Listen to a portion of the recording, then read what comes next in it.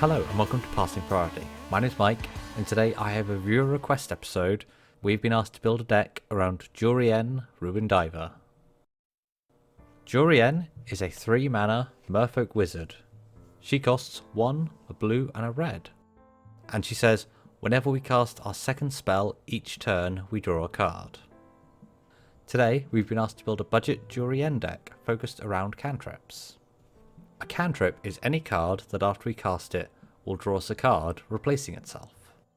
Cantrips are not card draw, but they will allow us to cycle through our deck to find whichever card we need. But before I get started on the deck, if you would like us to build a deck for you around a commander or commander idea you would like, just leave it in the comments below, and don't forget to subscribe to stay tuned for whenever the deck comes out. Let's start by looking at some of the ramp we'll use. Being on a budget doesn't mean we can't include some powerful ramp options, and we have 6 different mana rocks at 2 CMC. Those are Arcane Signet, Izzet Signet, Sky Diamond, Star Compass, Mind Stone, and the new card from Strixhaven, Spell Satchel. I'm also including an Izzet Locket to go along with our Mind Stone, as some of our mana rocks we can sack if we need to draw some cards. And I'm including 2 mana rocks with a higher mana value, but will produce more than 1 mana.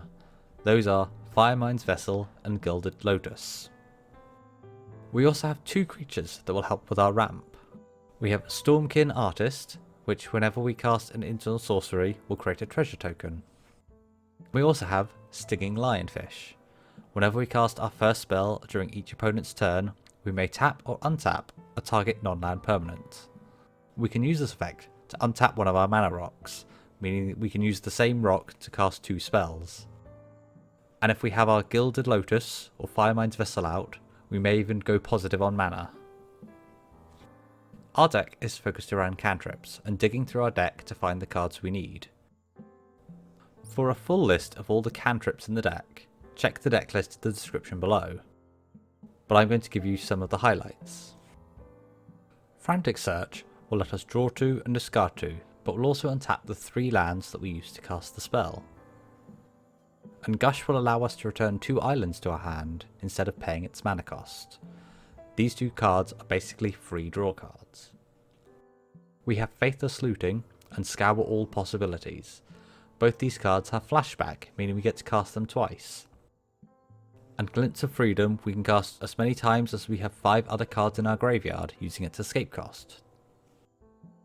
We have Supreme Will, which can either let us look at the top 4 cards of our library and put a card into hand, or be a counterspell.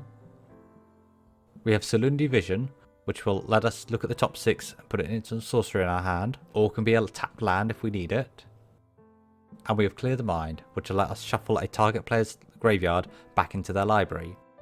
We can either use this on ourselves if we've already used a number of our cantrips, or on a graveyard deck that's getting out of hand. And we also have Dig Through Time and Treasure Cruise.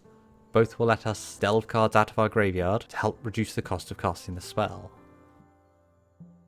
We don't want to just cast our cantrips, we want to get some advantage off them. We have some creatures that will damage our opponents whenever we cast a spell. Whenever we cast an instant or sorcery spell, Electrostatic Field will deal 1 damage to each of our opponents. And our Gutter Snipe will deal 2 damage to each of our opponents.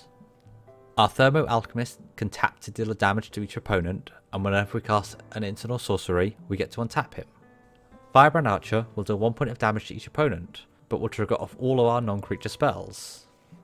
And our Mischievous Chimera, of the first spell we cast during each opponent's turn, will deal 1 damage to each opponent and let us scry 1. We have some token producers that will produce a token each time we cast an instant sorcery. Talrend Sky Summoner will make us a 2/2 Drake with each cast of an instant or sorcery. Young Pyromancer will make us a 1/1 red elemental token. And Murmuring Mystic will make us a 1/1 Bluebird illusion creature token. We're running some creatures that, similar to our commander, will give us an additional draw when we cast our spells. Windrider Wizard, whenever we cast an instant or sorcery, we may draw a card and then discard a card. Wavebreak Hippocamp will make it that the first spell we cast on each of our opponent's turns draws us a card. An Archmage Emeritus, whenever we cast an instant or sorcery, will draw us a card. We're also running Niv-Mizzet Perun, Whenever any player casts an instant or sorcery, we draw a card. And whenever we draw a card, Niv-Mizzet Prune will deal 1 damage to any target. This leads us nicely into our draw synergy cards, where Niv-Mizzet Prune is a great crossover piece. We're also running Psychosis Crawler, that whenever we draw a card will deal 1 point of damage to each opponent, and an older version of Niv-Mizzet in Niv-Mizzet the Firemind. While this version doesn't draw us a card for each instant or sorcery cast, he will ping any target whenever we draw a card. And I'm also including Glinthorn Buccaneer. Whenever we discard a card, Glinthorn Buccaneer deals 1 damage to each of our opponents. Which leads us on to our most effective ways to win. Our deck can slowly cast spells, draw cards and ping our opponents to death. But one of our best ways to win is to pair one of our draw synergy creatures up with one of the following 3 cards. We're including Ophidian Eye, Tandem Lookout and Curiosity. All 3 cards will allow us to do the same thing. Whatever creature is enchanted with or soul bonded to in Tandem Lookout's case, either of these 3 cards, whenever we deal damage to an opponent, we may draw a card. This works well with some of our small pingers like Electrostatic Field, meaning that whenever we cast an instant or sorcery, we ping our opponents and we get to draw 3 cards. However, if we compare these with one of our Niv-Mizzets, whenever we draw a card, Niv-Mizzet will deal 1 point of damage to an opponent, and because it's dealt damage to a player, we will draw a card. This means that we can start the chain again, and Niv-Mizzet will deal 1 point of damage to an opponent, and we can use this to gun down all of our opponents. This works slightly differently with our Glinthorn Buccaneer, that we need to wait till we go to our discard step. If we have Glinthorn Buccaneer paired with Ophidian Eye, Curiosity or Tandem Lookout, and we have more than 7 cards in our hand, when we try to discard, we'll trigger Glinthorn. We'll discard the cards, Glinthorn will deal damage to opponents, but then we'll draw cards back up. And because we're still in our cleanup step, we have to keep discarding down to 7, meaning that we'll keep discarding cards, keep drawing cards, and keep dealing damage to our opponents. Let's finish off by looking at our removal. We're running Raven Form and Resculpt.